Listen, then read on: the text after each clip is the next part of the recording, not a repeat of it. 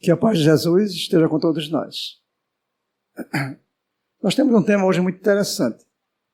É um tema Nós e César. E quando nós pegamos o tema, nós ficamos meio assim, um pouco confusos.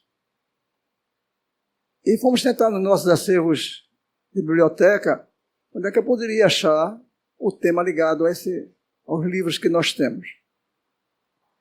Tem uma coletânea de Emmanuel que é muito boa, Pão Nosso, Verdade e Vida, 4 livrinhos, chamo livrinhos, mas são livros desse porte.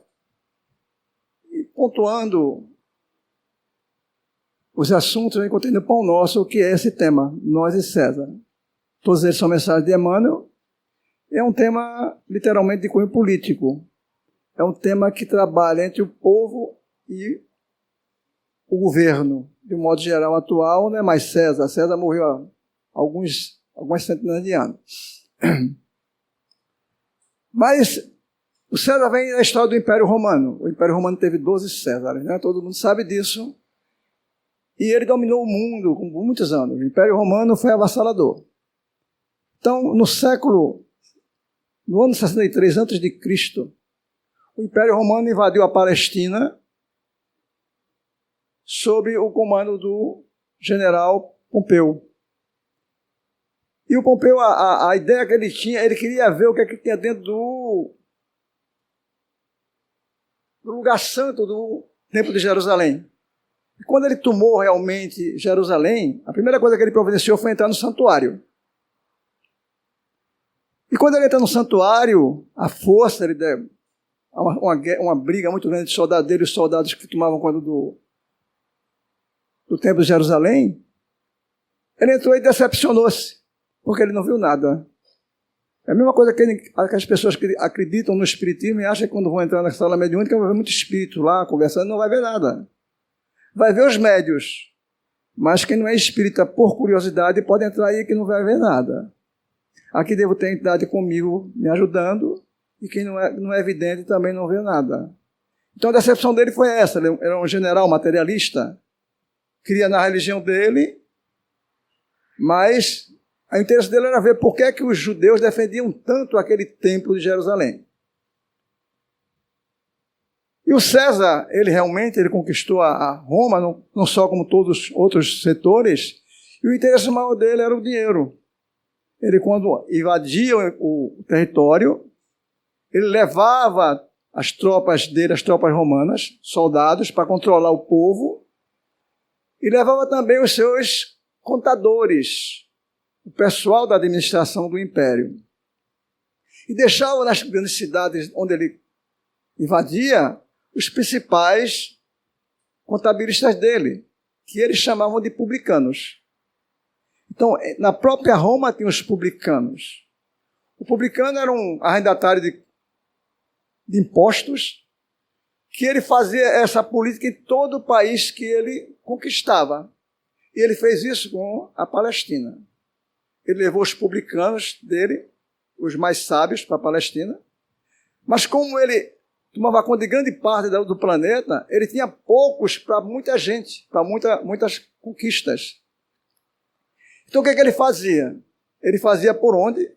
Conquistar novos adeptos através de uma asta pública.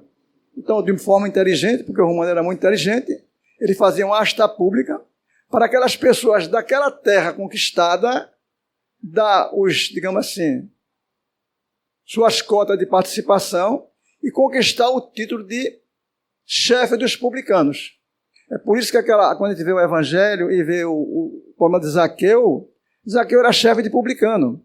Mas nem todos eram chefes de publicano. Mateus, que era o Levi, que foi apóstolo de Jesus, ele não era chefe de publicano, ele era um publicano da coletoria da alfândega. E o que é um publicano e um chefe de publicano? Tem uma diferença muito grande. O chefe do publicano, ele adquiria por asta pública por um direito de 5 anos de controlar aquela área todinha só dele. Zaqueu era naquela cidade dele. Outro chefe de publicano era de outra cidade. A gente só conhece Zaqueu naquela cidade, porque foi ele que se deu a cura do cego Bartimeu, a reforma de Zaqueu e tudo mais. Mas o grande problema nosso é em cima desse imposto. Por isso que nós, até hoje, temos essa pendenga entre nós e César. Não só na parte de imposto, mas na área do poder. Todos os povos passam por isso. Atualmente, no século XXI, todos nós passamos por isso. Nós temos nossos presidentes, temos nossos reis, isso depende de cada lugar, e esses são os Césares daquela época, que estão controlando os países, de diversas partes do planeta. Então, voltando para a área religiosa, para a área crística aqui, então o poder de César era muito grande, mas ele punha mais por causa do dinheiro. Ele fazia os coletores coletar o dinheiro, e havia uma grande repulsa por isso.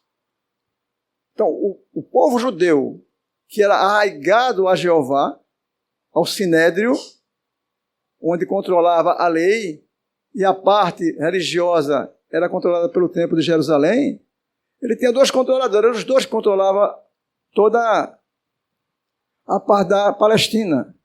E eles tinham algeriza total aquelas pessoas que faziam intervenção naqueles lugares. Então, o Império Romano era execrado pelos judeus, mas não tinha força bélica para suportar o seu poderio. E aquilo deixava eles humilhados. E como tinha que ter o chefe do publicano, ele era execrado pelo próprio povo judeu por ser judeu. Era por isso que Zaqueu era tão execrado. Quem conhece a história de Zaqueu, que é muito linda, sabe que ele era muito execrado. Tão execrado que quando ele correu para ver Jesus, ninguém ajudou ele. Ele era baixinho, gordinho e tudo mais, e ninguém deu nenhuma brecha para ele ver, no meio da multidão, quem era Jesus que ele queria ver. Ele não conhecia Jesus. Foi por isso que ele subiu no sicômoro para ver Jesus e tudo mais. Tem toda aquela história. Então, voltando para o lado de cá, essa história da conquista do Império Romano perante os povos era de cunho totalmente financeiro. Ele estava interessado não só por terras, mas principalmente pelo imposto.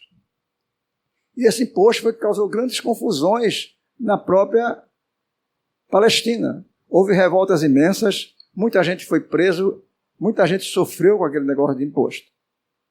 Mas, olhando aqui, o que a gente quer falar, através disso aí, é que, olhando esse lado político, o nosso irmão Emmanuel, ele está no livro dele, eu vou dar como introdução essa parte, ele fala assim, logo na introdução dele, Nós e César. Diz ele assim, atualizando o momento, em todo lugar do mundo, o homem encontrará sempre, de acordo com seus próprios merecimentos, a figura de César, simbolizada no governo estatal. Essa parte de Emmanuel é muito interessante, porque ele diz assim, de acordo com seus próprios merecimentos, a figura de César, simbolizada no governo estatal.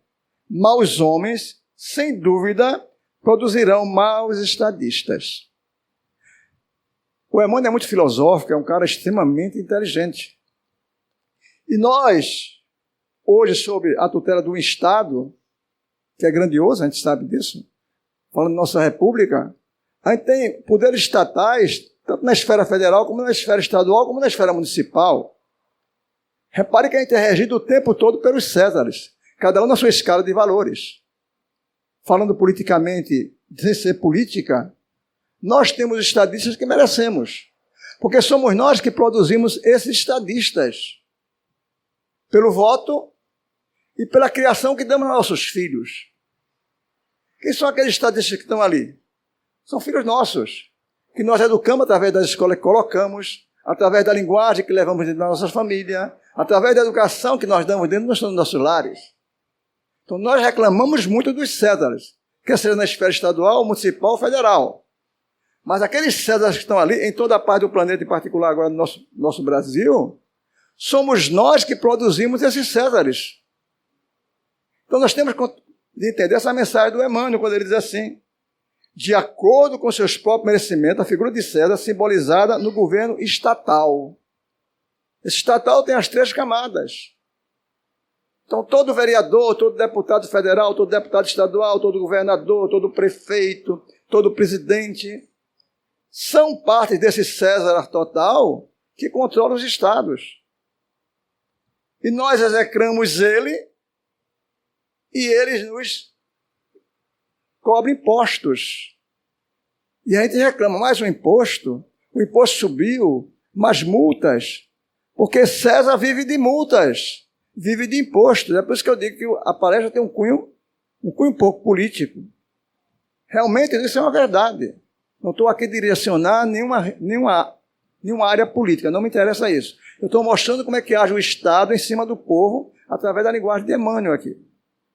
Então, a gente reclama, mas fomos nós que produzimos esses Césares.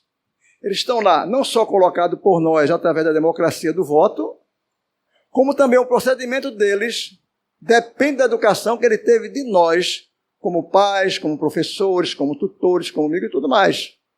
Isso é muito importante para nós. Para nós não julgarmos só a culpa neles, porque nós também somos co-participantes dessa criação que está em cima controlando os diversos países do planeta, na figura dos Césares.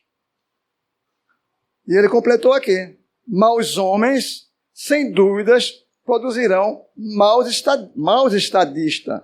Coletividades ociosas e indiferentes receberão administrações desorganizadas, tendenciosas à corrupção. É a linguagem de hoje. Se você cria um filho, agora eu vou entrar aqui no Jeff. Se você cria você é espírita, mas não traz seu filho para ser evangelizado. Vou entrar aqui nessa área. Você não tem a dádiva maior de ter um filho evangelizado dentro de um centro espírita sério. Não, depois eu levo. E fica naquele depois, o menino fica com 12 anos, fica com 13, 14, 15 e começa a entrar na adolescência, que é uma fase de rebeldia muito grande. Como é que fica você que teve toda uma gama temporal para dobrar a criança, de repente se vê com um adolescente cheio de direitos, cheio de questionamento diferente, criado mais ou menos folgado na sociedade, com festas e tudo mais. É muito difícil agora querer que seu filho tome a decisão, porque alguns pais têm isso. Quando ele crescer, ele vai saber o que é. Que é isso, meu irmão? Muita gente está aqui como eu por causa da pancada. Não é porque eu quis, não. Eu quis porque sofri. E por sofrer eu procurei. E por procurar eu achei. Mas depois de quantos anos? 40 e poucos anos? Que é isso? Eu fui evangélico. Educado numa igreja evangélica. Mas fui 2 vezes só à escola dominical. Nunca me esqueci. Não me lembro nem o que disseram para mim. Já fui grandinho. Não estou culpando minha mãe, mas estou mostrando o exemplo que coube a mim. Talvez se eu tivesse sido educado na escola dominical, como o Jefa faz aqui desde pirralhozinho, eu tivesse sido um grande cidadão de bem. Estou me tornando, mas tivesse sido muito antes. Não precisava sofrer tanto para ver o horizonte do bem. Porque possivelmente eu tenho minhas qualidades de outras vidas, como todos nós temos. Mas eu as veria mais cedo, se mais cedo fosse despertado isso em mim, através de uma evangelização séria. Mas não estou culpando meus pais, nem minha mãe, nem ninguém. Eu estou só dizendo que essa é uma falha muito grande das pessoas, agora falando aqui do espiritismo, que eu sou espírita atualmente, que não trazem seus filhos para serem educados na infância e juventude, ou desde a criancinha. Hoje a gente sabe que o Jefferson se preocupa até com os bebês. Os bebês já vêm, já ficam lá no bercinho, ouvindo aquelas coisas e tudo mais. Quer dizer, não existe um plantio mais sério e mais fértil do que a semente plantada numa criança.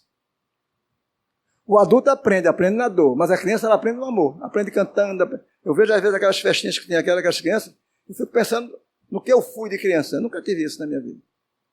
Trazer papelzinho, entregar na portaria. Que é isso, meu irmão? Compartilhar isso com os mais velhos, que eles nunca viram, abertamente, falando em Jesus, cantando sobre Jesus. É muito importante isso, gente. Conhecer o Evangelho não tem coisa mais importante na vida de um ser mortal. Estou falando daqueles que reencarnaram na parte oriental do planeta, né? Na parte ocidental. Na parte oriental são outras religiões, mas também tem outros caminhos bons. Porque Jesus está em todo lugar. Então, de qualquer modo, a influência de César cercará a criatura, reclamando da execução dos compromissos materiais. Então, nossos compromissos materiais são reclamados pelos Césares, de todas as escalas de valores. Quer seja no município, quer seja no Estado, quer seja no federal. é uma pirâmide de valores um sobre o outro. E cada um controla o outro. E cada um briga com o outro. A gente vê estados, federações que brigam com o governo federal. O Brasil é muito grande, tem não sei quantas federações, então há brigas de linhas ideológicas. O afunilamento devia ser um só, mas nunca será. Nunca será. Enquanto o planeta for de provas e expiações, não haverá afunilamento. Só vai haver afunilamento quando o planeta passar para a regeneração. Aí as ideias vão começar a afunilar. E quando começar a afunilar, nós teremos um mundo melhor. Então, o imposto foi a coisa que os judeus mais irritavam eles. Eles não gostavam de pagar impostos. Porque os publicanos, eles eram extremamente irritantes, literalmente irritantes. Tem uma passagem bíblica bem interessante, que Jesus é cobrado no meio do povo de imposto. Então assim, puxa, Jesus pagava imposto? Pagava. Alguém sabia disso? Alguém sabia disso? Sabia? Meu amigo lá sabe. Jesus foi cobrado imposto publicamente. Chegou um publicano lá, um publicano, não era um chefe de publicano. Porque o publicano, tem uma coisa bem interessante que eu esqueci de falar. Por que os publicanos eram ricos? Por quê? Porque o controle de César sobre o chefe dos publicanos não era tão grande. Porque ele não tinha condições de controlar. Então, ele sabia que tinha usurpação financeira e não apertava, porque ele precisava do chefe dos publicanos. E, por sua vez, o chefe dos publicanos escolhia os publicanos. Então, Zaqueu tinha a sua cadeia de publicanos dentro da cidade que ele morava, escolhido por ele. Então, os caras entregavam o dinheiro ao Zaqueu, estou falando de Zaqueu para o fato dele ser. Entregava o dinheiro ao Zaqueu, e o Zaqueu levava para o encarregado de César naquela grande cidade. Era assim que eles trabalhavam.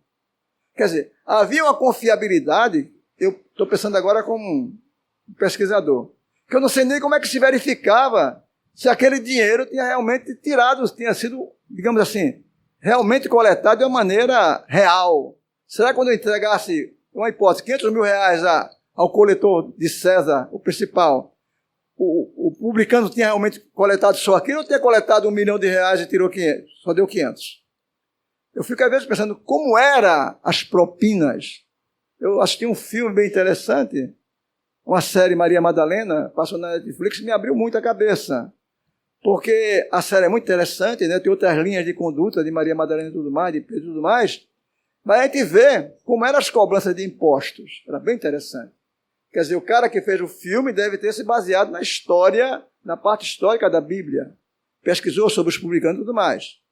E a gente vê que a coisa era muito solta. O cara pegava o dinheiro do cara na marra, e para onde é que ia para aquilo? Não tinha livro, não tinha nada de contabilidade. Pegava na marra mesmo, tem que pagar os caras que vendiam peixe, porque tinha 3 tipos de coletoria. Tem a coletoria da alfândega, tem a coletoria das terras, tem as coletorias... Era tudo coletado, não tinha colher de chá. A gente reclama muito porque a gente paga em cada... Se a gente for olhar a lista de imposto de INSS, tem tanta coisa que nem lê. Rapaz, quanto é tanto X, toma? Porque a gente sabe que você compra um livro por R$30, está pagando R$20 de imposto. R$20 vai para imposto. Vai para a coletoria pública. Quer dizer, e cada vez mais a gente vê a coisa crescer. Os impostos aumentam. Então isso deixava os judeus muito inquietos. Eu quero crer que não só os judeus, mas com todos os povos que eles colonizavam. Porque passavam a ser colônias de Roma. E fazem uma coleta a Jesus. Jesus está pregando na frente da casa de Pedro e chega o coletor de impostos. Eu vou ler porque eu quero ler. Não decorei a linguagem. O publicano pergunta a Pedro. Eu passei para aqui para não trazer a Bíblia, aqui só está na Bíblia, não está no Evangelho segundo o Espiritismo. Diz assim: não paga o vosso mestre as 2 dracmas do imposto? Veja que já tem imposto personalizado. As pessoas pagavam 2 dracmas. Aí eu não sei se é semanal, se é mensal, porque as coisas é muito vaga no Evangelho. Os caras não detalham para a gente. Não paga ele 2 dracmas? Aí Pedro respondeu sim. Ao entrar em casa, Jesus pergunta a Pedro: Simão, repara a pergunta de Jesus, como é interessante. Simão, que te parece? Está questionando. De quem cobram os reis da terra impostos ou tributos? Dos seus filhos ou dos estranhos? Essa é a pergunta que Jesus faz. Aí Pedro, na sua humildade, que disse que Pedro era muito bronco, mas eu acho que Pedro não era tão bronco assim, porque Pedro tem uma dinastia espiritual muito alta. As reencarnações de Pedro anteriores são muito altas, de grande valor intelectual e moral. Ele disse assim, dos estranhos, Senhor. Quer dizer, deveria ser cobrado imposto dos estranhos que estavam ocupando a Palestina, não dos homens da terra. Eles não eram estrangeiros. Pedro diz, dos estranhos, Senhor. E Jesus lhe disse, logo estão isentos os filhos da terra. Quer dizer, os filhos da terra não deviam. Aí Jesus completa, mas para que não os escandalizemos, escandalizar é contrariar, né? Não os escandalizemos, vai ao mar, lança o anzol, e o primeiro peixe que fisgar, tira-o. Abrindo-lhe a boca, acharás um estáter. Toma-o e entrega-lhe por mim e por ti. Jesus sabia que o estáter valia 4 dracmas. Esse valor de coisa eu peguei depois em outro lugar. Então o estáter valia 4 dracmas. Entregar por ti e por mim, era 2 dracmas que Jesus pagou de imposto, e Pedro que pagou de imposto 2 dracmas. Então, isso faz mostrar para nós que Pedro era consciente que devia pagar imposto ao governo romano. Porque quando o coletor pergunta, teu mestre não paga, ele diz, paga. Quer dizer, meu mestre, que é isso? Um rabi? Nada, ele disse, paga. E foi lá e falou para Jesus.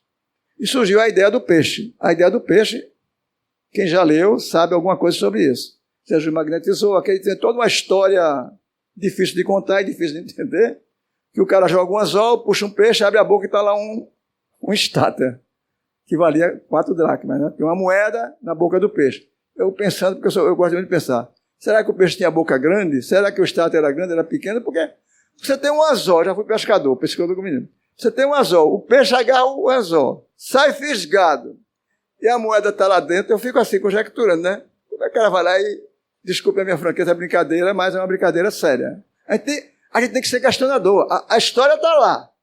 Mas você tem que tirar a figura da história para saber como é que está acontecendo aquelas coisas, né? A moeda na boca do peixe, que foi fisgado já com anzol, que eu tirei do bar e peguei o peixe e tirei a fé. Está aqui, meu irmão. Eu e Jesus, está aqui a moeda. É interessante isso, mas o que é mais interessante é que Pedro sabia, não negou que Jesus pagava imposto. Então, eles eram submissos à lei. É por isso que Jesus diz, não os escandalizemos, façamos isso. Então, essa parte de imposto é importantíssima para todos nós. Porque o que o Emmanuel deixa para nós, com toda a seriedade, é que nós, hoje, século XXI, devemos pagar nossos impostos sem muita reclamação, e pagá-los mesmo, não é só negar não. Porque quanto mais nós só negamos, o que acontece com o imposto? Mais ele aumenta. Porque quando o cara sonega muito, o que é que o governo faz? Aumenta o imposto para cobrir o que é as despesas dele. E a gente vê que só tem furo, né? Toda vez que o governo faz um balancete, tem não sei quantos bilhões, não sei de quê, eu digo, meu Deus, não tem dinheiro que cubra essas coisas, né? Entra governo, sai governo, sempre tem dívida. Nunca fecha a conta de gasto do governo, que ele precisa para cobrir as despesas dele, que são homéricas também, por causa da mordomia, por causa dos altos salários, a gente vai fazer outra coisa que não tem nada a ver com isso. Então é muito importante isso. Então a cobrança de imposto é uma coisa que nós, segundo o próprio Emmanuel, nós não devemos nos rebelar contra ele, porque segundo ele, nós temos o governo que merecemos. Ah, mas eu vou fazer rebelião. Não faça não, porque você vai levar paulada e vai pagar um imposto mesmo. E vai ser preso. A coisa piora ainda mais para você. É claro e evidente que algumas coisas têm que ser feitas para que as coisas mudem. Mas as revoluções só vêm ao tempo certo das revoluções. Como veio na Palestina e em outros lugares. Mas a parte mais importante daqui, o eixo principal, é essa parte do imposto que quiseram imputar a Jesus para fazer com que Jesus fosse preso. Então, os saduceus, os fariseus, os principais sacerdotes, se reuniram com Caifás e bolaram um plano diabólico lá no Sinédrio. O que é que eles bolaram? Bolaram que Jesus devia ser questionado de tal forma que a resposta dele incriminasse ele perante o governo de César, para ele ser preso. E o que é que disseram? O que é que eles fizeram? Pegaram discípulos da escola rabínica que não eram muito conhecidos pelo povo e pegaram alguns herodianos que pertenciam à corte de Herodes. Porque o governo romano era muito interessante. Ele deixava um rei que era um boneco, que era Herodes, que não mandava quase nada, só mandava na Palestina, não tinha poder nenhum, não tinha poder nem de morte.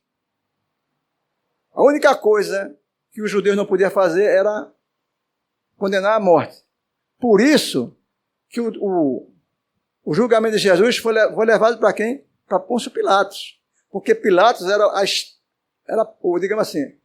a estaca de Roma dentro da Palestina. Só ele que podia julgar crime de morte. Como os judeus pediram a morte de Jesus, ele que poderia julgar. Realmente ele foi condescendente, fez tudo até na covardia dele para livrar Jesus da morte. Quis trocar Jesus por Barrabás, mas não funcionou. A história levava para aquilo, era realmente aquilo que deveria acontecer. Algumas coisas têm que acontecer e acontecem. Mas eles bolaram um plano desse tipo. Eles se misturaram ao povo, o povo não conhecia aqueles rabinos novos e nem conhecia os herodianos. Se espalharam dentro da multidão e foram ver a pregação de Jesus. Jesus estava lá pregando. De repente, um deles, isoladamente, levantou a voz e disse: mestre, vou ler aqui porque é interessante. Mestre, veja que bajulação abestalhada. Desculpe a expressão. Mestre, sabemos que és verdadeiro e que ensinas o caminho de Deus a todos os homens, sem discriminares a ninguém. Diz-nos então, que te parece? É lícito pagar tributo a César? É uma pergunta de gaveta. Você fica... Só que o cara não sabia, eu vou falar isso porque ele estava falando com um espírito crístico. Um espírito crístico.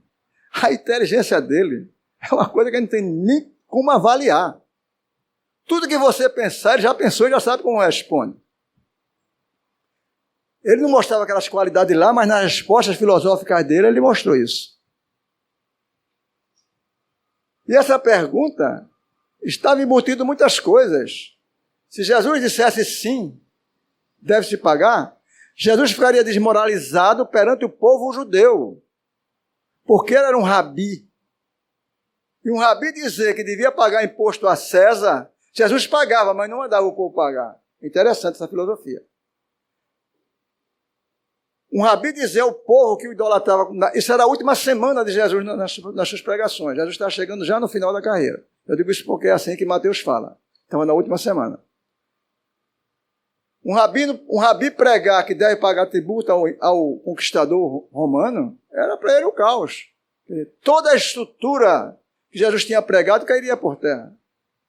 E se Jesus dissesse não deve pagar, ele ia ser ovacionado pelo povo judeu, ia criar uma revolução maior do que os outros partidos que já criavam, e tinha como testemunho para levar isso para César, os caras do Sinédrio e mais os herodianos, tinha testemunho à vontade.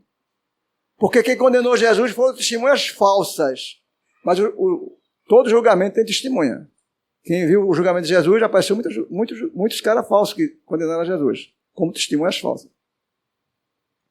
E essa foi a pergunta, quer dizer, Jesus estava, entre aspas, numa gaveta, naquele se ficar o bicho come, se correr o bicho pega, né? Aquele ditado abestalhado. Aí ele disse assim, Jesus disse assim, por que me experimentais, hipócritas? Por que me experimentais, hipócritas?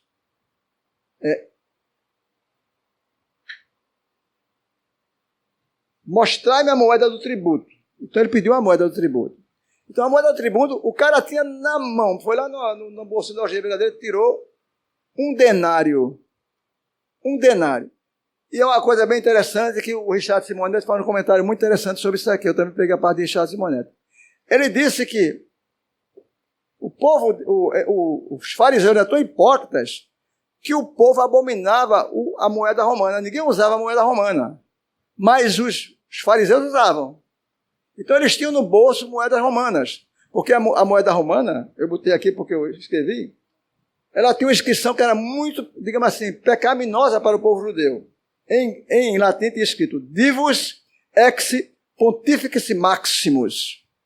E tinha a efígie de César. No lado e no outro esses dizeres. Que quer dizer, Deus e sumo sacerdote. E eles jamais admitiriam que César era Deus e sumo sacerdote. Porque o Deus e sumo sacerdote dele era Jeová. Então isso para eles era uma abominação. Então eles não usavam essa moeda. Mas os fariseus usavam. Porque tinha ligação direta com Pilatos, pagavam os impostos e tudo mais em moeda romana. O povo não, o povo pagava moeda em moeda de transição. Você tem que fazer o câmbio para poder levar para Roma. Senão não interessava para Roma. Aí ele diz assim, Jesus mostrando o denário lhes perguntou. Essa passagem é fantástica. É de criança, mas é fantástica. De quem é esta efígie e inscrição? Ele tem que dizer de quem era a efígie e a inscrição. A efígie de um lado e a inscrição do outro. Aí o cara tem que responder, de César.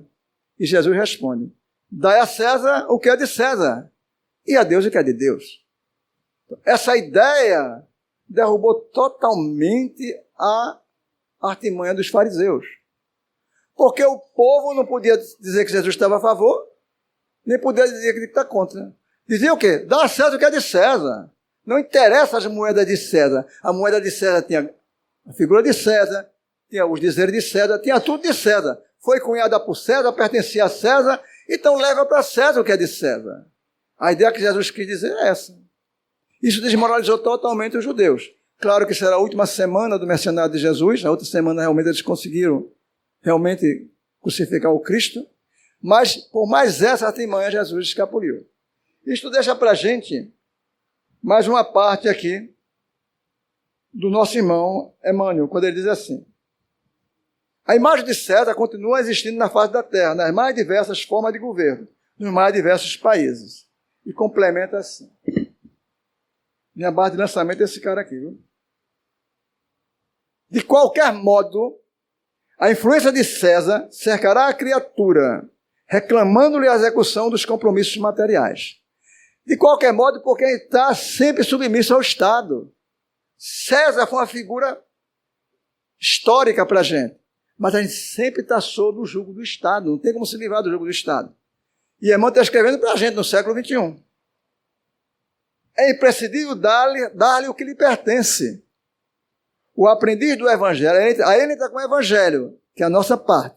O aprendiz do Evangelho, não importa que igreja seja, né, ele está dizendo, não deve invocar princípios religiosos ou idealismo individual para eximir-se dessas obrigações. Não, eu dou ao Jefa, mas não dou a César.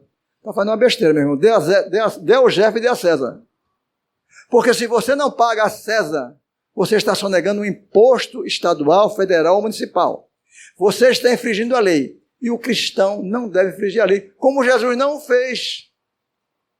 É muito sutil a coisa, torna-se até ser assim, mas rapaz, que coisa achada danada. Quer dizer que a gente tem que pagar o imposto? Tem que pagar o imposto.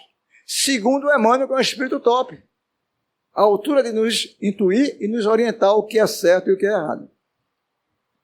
Se há erros nas leis, ele volta a falar, se há erros nas leis, lembremos a extensão de nossos débitos para com a providência divina e colaboremos com a governança humana, oferecendo-lhe o nosso concurso em trabalho e boa vontade, consciente de que a desatenção ou revolta não nos resolve os problemas. Não adianta fazer isso. O débito conosco, com a divindade, é enorme. Todos nós aqui somos devedores. E a gente vai saber disso quando desencarnar. Quando desencarna é que vem os débitos, né? Aí vem o reparto da nossa vida passada, mostrando para a gente o que a gente fez, o que a gente não fez, o que devia fazer. É mesmo, rapaz. Você vê as suas besteiras, numa linguagem figurada, desde muito antes, que você nem pensava que ia ter um peso na balança. Mas eu fiz isso, Senhor, fez. Fez. Porque ele só vai mostrar os seus erros. Claro que nós temos algumas qualidades, né? Estou sendo muito radical nesse coisa. Mas o peso maior dos erros é muito maior do que o peso dos acertos da gente. Preferível é que o discípulo se sacrifique e sofra a demorar sem atraso, ante as respeitáveis que o regem, transitoriamente no plano físico, seja por indisciplina, dentro dos princípios estabelecidos, ou por doentio entusiasmo, que o tente avançar demasiadamente na sua época. O que a gente mais vê são caras entusiasmados, né? Com a bandeira batendo, feito um abestalhado lá, feito boi de piranha, como a gente diz na gíria, morrendo dentro d'água, a piranha comendo, porque vai na frente, pensando que agora eu sou um ídolo. Um negócio tão irrisório e tão danoso a ele como espírito, porque ele está se rebelando contra a lei. Complicado isso, viu, gente? Eu sei que nós estamos num momento político muito difícil, e o que Marcos está falando aqui é que diz assim, fique calmo, diz, que nada, para ficar calmo, nada. Mas tem que ficar calmo. Porque quem botamos os governantes lá em cima, do passado, do presente e do futuro, somos nós. Isso é muito importante nós nos conscientizarmos.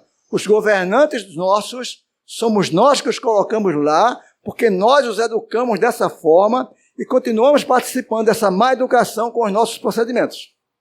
Isso dói muito, mas é uma verdade. Ok? E aqui eu queria sair disso aqui e ia perguntar assim para a gente. Será que tem essas coisas no mundo espiritual? Será que tem rebeldia no mundo espiritual? Tem rebelião nas colônias espirituais?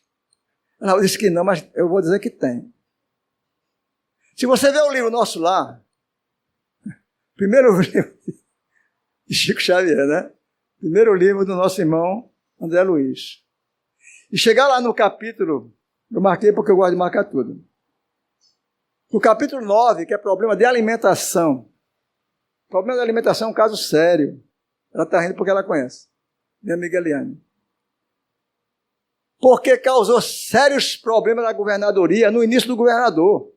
Tem um governador lá, que nessa época que foi escrito o livro, estava já há 114 anos como governador. Isso é que é um governador bom, né? Ninguém derrubou o cara. Mas no 14º ano dele, quase que ele cai. Porque houve uma rebelião sobre comida. Aonde? Nos setores da própria colônia. A gente sabe que a gente tinha 6 ministérios. Tem 6 ministérios. Quem estudar o livro, a Colônia Nosso Lar, tem 6 ministérios. 3 ministérios se rebelaram por causa de alimentação. Queriam uma alimentação mais grosseira. Não queria aquela alimentação fluídica, cheia de coisas sutis, porque eles eram espíritos acostumados com essas proteínas pesadas que nós temos, né? Carne de porco, carne de vaca, carne de tudo mais. E quando chegavam no mundo espiritual, queriam comer aquilo. Queriam tomar bebidas picantezinhas, legais. E não podia. E foi bronca, cara. Eu lendo isso aqui, eu fiquei extremamente... Quer dizer, eu já tinha lido isso não sei quantas vezes. Quando eu precisei lançar a mão de algum conhecimento a mais, é bom por isso que a gente vem para a palestra, né? Porque a gente começa a fuçar livro, né? Quando a gente vai olhar os livros, a gente começa a ver coisas que não sabia. A gente leu, mas não prestou atenção.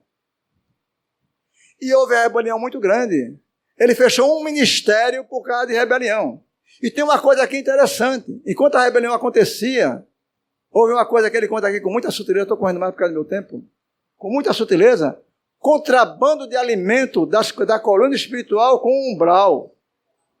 Eu fico pensando, está aqui, não estou mentindo não.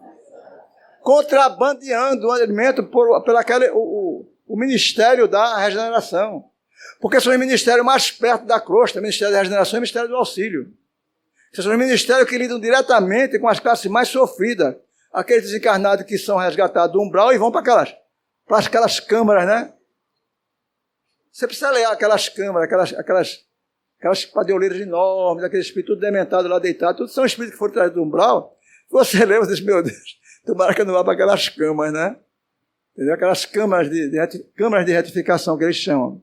O espírito fica tempos e mais tempos purgando ali até se restabelecer. O livrinho está aqui, quiser comprar, ali deve ter. Nosso Lar, é o primeiro. A coleção é fantástica. Paiva sabe isso de trás para frente, de frente para trás. Mas é muito interessante isso. Então eu li e digo, meu Deus, vou levar lá para o Jefa para mostrar que essa rebelião lá não era de imposto, era de comida. Eu quero comida mais voluptuosa, mais vitaminada. Eu quero minhas carnes que eu comia, que eu bebia, porque o próprio André Luiz sentiu muito isso. André Luiz morreu com câncer. Ele tinha um câncer no estômago, proveniente das glutonias dele. Ele comia, bebia e tudo mais. André Luiz aqui está ótimo. Mas antes, tem que ver o que ele era antes. Ninguém passa 8 anos no umbral de graça não, colega. 8 anos de umbral é muito peso. Eu espero que passe menos. Eu estou falando por mim agora. Entendeu? É muito tempo. Só que o tempo lá é uma coisa muito relativa, né, Helena? Aí não sabe nem o que é o tempo. A gente vê assim, daqui a pouco passou, né? Está no tempo diferente. Mas é muito interessante nós tomarmos conhecimento disso. Eu ia ler, mas só tenho 10 minutos e eu vou entrar no outro assunto. Então, se vocês querem ler, leiam, que é muito bom. É o capítulo 9, problema de alimentação. O que é que gerou o problema de alimentação? A governadoria batalhou forte. Pela primeira vez, segundo Lisas, contando André Luiz, foi ligado às baterias de segurança da colônia Nosso Lar, para evitar que espíritos do umbral não entrassem diretamente na colônia, porque o contrabando já existia, por cima do muro. Não que eles conseguissem entrar, mas por cima do muro passavam. Eu digo, meu Deus, o que é que passavam? O que é que vem do umbral de bom o cara comer numa colônia Nosso Lar, né? Você tem que imaginar para sentir isso. É complicado. Ok? Então, gente, o importante é que nós tenhamos consciência política de que devemos ser corretos perante César. Todos nós aqui pagamos muito imposto. É imposto de carro, é multa de carro. Você bota agora, criam velocidades adequadas para você ser multado, botam sinais em lugares para você ser multado. Eu ando agora olhando para tudo, porque eu esse mês já levei uma multa estacionei, parei, não tem aquela placa que é assim, é proibido parar, estacionar. Eu fiz uma bestalhada, fui deixar minha mulher no aeroporto, dei uma volta, vou dar um tempinho para pegar, aí tem aquela curva que você faz para entrar outra vez. Não é nem na avenida, dentro do aeroporto mesmo. Parei, daqui a pouco passou um carro do peito, um carrinho daqueles aí, né? Passou, eu digo, ih, rapaz, sujou. 2 semanas chegou a carta. Vou começar o ano com a multa grave. Um bom velhinho como eu sou, olho tudo. Existe. Mas, rapaz, pensa na raiva. Mas interessante é a intuição, digo, o cara me multou. Ele não se dignou nem parar. Senhor, nada, rapaz. Porque eu ia ter algum argumento. Não é que eu não vou pagar, eu vou pagar, mas na hora eu ia ter um argumento, mas você não me multava, né? Porque vai ser 100 e alguma pancada, ou 200 e alguma pancada. Só porque eu dei uma padrão, é melhor eu tentar no aeroporto, pagar o estacionamento, esperar minha mulher. Agora eu vou fazer isso. Meu cunhado, meu genro disse, Marlia, quanto foi o aeroporto? Paga aqueles R$13. Porque 13, você entrou e botou seu carro ali, R$13. Não dá tempo nem de você entrar, porque o estacionamento é enorme, quem conhece vai. Eu digo, mas a gente quer poupar, né? E a poupança ficou ruim. Mas eu vou sair. Então veja, existe uma história contada pelo Richard Simonetti, eu sou fã do Richard porque ele dá a história e coordena o fato com o que a gente está focando. Um tal de Onofre. Onofre era um cidadão que tinha uma média empresa e era rigorosíssimo em pagar seus impostos. Ele pagava seus impostos. Ele pagava a César tudo que César tinha direito. E ele se tornara espírita há algum tempo. E frequentava um centro espírita que, segundo o próprio Richard Simonetti, parecia muito com o Jefferson. Só que ele não queria o vínculo do sócio, né? Como hoje a gente viu na reunião. Quem é sócio? Um bocado levantou a mão e um bocado estava sem a mão levantada. Então o cara é trabalhador e não é sócio. Eu fico meio estranho. Como é que o cara não é sócio se ele é trabalhador, né? Devia ser sócio, né? Mas tudo bem. Cada um tem sua cabeça para julgar. E ele não era sócio, mas ele contribuía muito com o centro. Ele dava uma boa quantia para o centro e ainda dava contribuição para uma creche que o centro tinha ligação, para 2 crianças.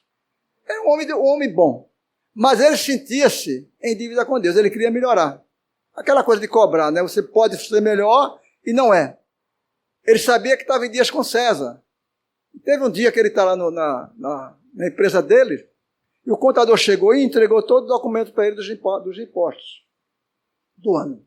Ele olhou os impostos, estava tudo em dia, assinou para ser remetido para a Receita Federal, para que outro dia fosse levado. Já era tarde, já tinha jantado. Aí debruçou-se na cadeira dele e pensou o que é que ele poderia fazer para melhorar esse contato com Deus. Ele precisa melhorar o contato com Deus. Essa é a fala do Richard Simonetti. Ele já tinha feito as pazes com César, fazia todo ano. Mas ele queria ser melhor no contato com Deus, através do seu comportamento. Então ele vai para casa com esse pensamento. Chega em casa, os filhos estão dormindo, ele tem 2 filhos, a mulher também estava dormindo, eu vou contar ligeirinho, que são 7 minutos que eu tenho. Ele passa pelo quarto, beija a cabeça dos meninos, da esposa, vai, toma um banho e vai para o escritório dele. Ele tem um escritório no próprio apartamento dele, numa casa, não existe casa, é um apartamento. E ao lado da estante tinha alguns livros espíritas. Não tantos quanto a gente tem, mas alguns, né? Porque o cara que não é espírita trabalhador, ele não tem muita ligação com o livro. A gente tem que ter muito livro, porque tudo sujo, a gente tem que achar as coisas. Hoje tem o Google, que muita gente só vai no Google, né? Eu prefiro os velhos livros. Meu livro é tudo riscado, tudo meio sujinho. Aí ele pega o livro do Evangelho e puxa o Evangelho. Faz uma prece e puxa o livro do Evangelho. E abriu nessa página aqui. No capítulo 11, amar o próximo como a si mesmo. Tem 4 passagens evangélicas, 2 de Mateus, uma de Lucas e outra de Mateus, são 4 passagens evangélicas. Ele pulou isso e entrou na parte de Kardec. E ele leu a parte de Kardec, que não é grande, por isso que eu vou ler. Diz Kardec aqui, sobre o capítulo 11, que é amar o próximo como a si mesmo. Diz Kardec, amar o próximo como a si mesmo, fazer pelos outros o que gostaríamos que os outros fizessem por nós. Você fala do Cristo. É a expressão mais completa da caridade, Kardec está comentando. Porque resume todos os deveres do homem para com o próximo. Não podemos encontrar guia mais segura a tal respeito do que tomar como medida do que devemos fazer aos outros aquilo que desejamos para nós mesmos. Não tem a melhor medida. Se não é bom para mim, meu irmão, não é bom para ele. Se é bom para mim, é bom para ele. Tem que entender essa mensagem. Então, toda vez que você fazer uma coisa em relação ao seu próximo, tem que refletir. É bom para mim? É. Posso fazer para ele. Se não for bom para você, desista. Você está fazendo mal para um cara. Então ele vai aqui. Não podemos encontrar guia mais seguro a tal respeito do que tomar como medida do que devemos fazer aos outros aquilo que desejamos para nós mesmos. Com que direito exigiríamos dos nossos semelhantes melhor proceder, mais indulgência, mais benevolência e devotamento do que o que os temos para com eles? A prática dessas máximas tende à destruição do egoísmo. Quando os homens a adotarem como regra de conduta e como base de suas instituições, compreenderão a verdadeira fraternidade e farão que entre eles reine a paz e a justiça. Não mais haverá ódios nem dissensões, mas apenas união, concórdia e benevolência mútua. Claro que isso é uma fase para o planeta de regeneração, né? Mas funciona para muitos de nós.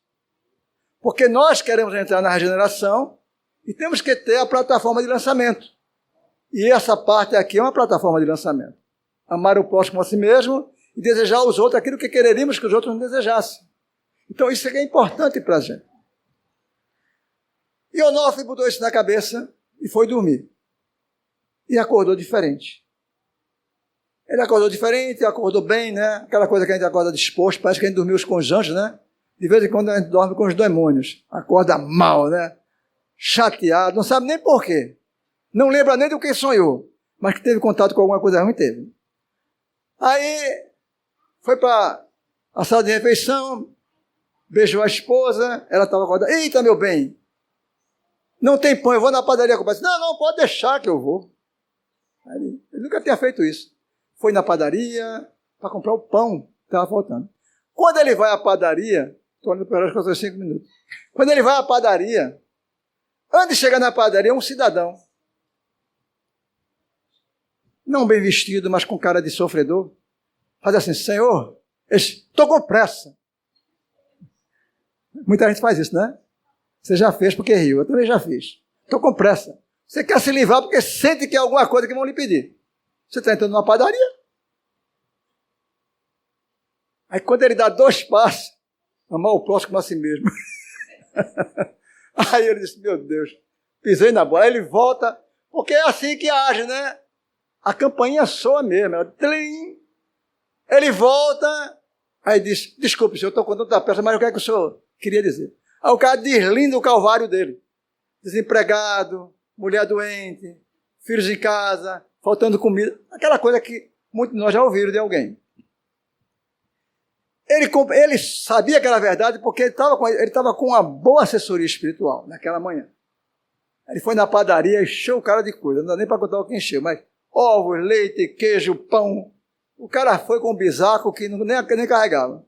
Ele dizia, vá para casa, cuide de sua mulher, cuide de seu filho, e se precisar de mim, vá ao centro que eu frequento, que lá tem assistência social. E pode me procurar, que eu também vou continuar lhe arranjando alguma coisa.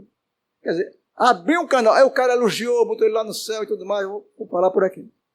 Aí ele vai, né, volta para casa com pão, come tudo mais, e vai embora, vai para o trabalho. Quando ele pega o carro e sai com o carro, logo perto da saída da casa dele, o cara dá um tranco nele, quase arranca o para-choque, né? Ele brecou, o cara passou e ainda escrachou ele. Quando ele quis se irritar, amar o próximo assim mesmo, desejar o próximo. Aquilo bateu na cabeça dele. Coitado, deve ser um cara muito preocupado, fez uma precezinha devagar, o sangue dele baixou e ele seguiu viagem. Chegou no escritório, quando sentou lá, mal arrumou a escolha entrou o contador dele, disse, doutor fulano, doutor Onofre, a minha secretária, a nossa secretária, está aí, chegou atrasada. Aí fez o escarcéu da secretária danada, né? Temos que... Aí ele disse assim, então vamos... Quando o Onofre disse, então vamos, ele disse, puxa, ele ia pensar, vamos demiti-la. Mas a coisa parou, né? E o cara completou, disse, vamos demiti-la, né, doutor? Ele disse, não. Vamos analisar o caso, chama ela para conversar, ver o que é que houve e tudo mais. Mas, doutor, ela tem faltado aí, botou outro rosário de defeito da mulher, da senhora. Aí ela chamou a senhora, ela veio, aí contou a desdita dela. O marido tinha deixado ela para outra mulher, tinha 2 filhos em casa, a mãe dela estava doente, era viúva, ela estava cuidando da mãe. Enfim, ela estava no horror, aquele que muitos vezes está. Aí ele, sabe o que a gente vai... Aí disse, não pode ficar tranquilo, você vai entrar de férias, vamos pagar um mês a você. Aí chamou o cara e disse, vamos dar férias a ela. Deu. Estou contando bem ligeiro porque meu tempo está afinado. Esse é o 3º caso, né? Aí ele, tudo bem? Aí ele vai para casa. Quando ele volta para casa de noite, numa boa, né? Vinha dirigindo o carro. Aí ligou o rádio sem querer. Quando ele liga o rádio, estão perseguindo um cara de um crime hediondo. Querem linchar o cara está cercado pela polícia, muita gente, sei que lá. Aí surge a ideia da cabeça, esse cara merece ser linchado mesmo. De repente, meu Deus, aí, amar o próximo assim mesmo. Aí voltou a ideia. Aí disse, não, ele merece uma peça, ele pode ser doente, ele pode ser lunático, ele pode estar passando por uma obsessão muito grave. Enfim, ele contorna o problema. E vai. Nessa ida para casa, ele chega mais na frente, e tem o último caso aqui que é interessante. Por que é que deu um branco em mim? Não era para dar. O papel é uma coisa séria. Então, do papel. Ah, está aqui. Aí quando ele chega, pega. Aí quando ele faz essa prece para o cara, né, e tudo mais, aí ele liga o rádio, né? Quando ele liga o rádio, aí tá aquela música legal, né? Numa boa, tranquilão. Ele serena e tem aquela música que é bem interessante aqui. Uma música, Se Todos Fossem Iguais a Você, né? Estava tocando aquela música, bem... Aí ele entrou no devaneio, né? Se todos fossem iguais a você. Dirigindo aí, ele pensou assim, se todos fossem iguais a Jesus. Ele fim da história assim. Fazendo bem, ajudando as pessoas. Como seria bom se o mundo, as pessoas fossem iguais a Jesus. Então, esse final de história foi muito rápido, não dá para passar mais emoções, né? Eu gosto de passar emoções. Fez com que ele entrasse numa sintonia do bem. Uma sintonia de paz, de equilíbrio, que presumimos pelo fato aqui contado, que ele continuaria lutando contra as suas imperfeições, através de uma mudança de comportamento, de uma mensagem que ele leu numa noite que foi dormir. O final dessa minha fala é o final da mensagem do nosso irmão Emmanuel, no mesmo capítulo que eu estou lendo. Veja o que Emmanuel diz, fechando a mensagem dele. É o que eu vou passar para todos nós aqui presentes, encarnados e desencarnados. Vive em harmonia com os teus superiores. E não te esqueças que a melhor posição é a do equilíbrio. Se pretendes viver retamente, não deis a César o vinagre da crítica acerba. Ajuda-o com o teu trabalho eficiente, no sadio desejo de acertar, convicto de que ele e nós, César e nós, somos filhos do mesmo Deus. Muita paz para todos.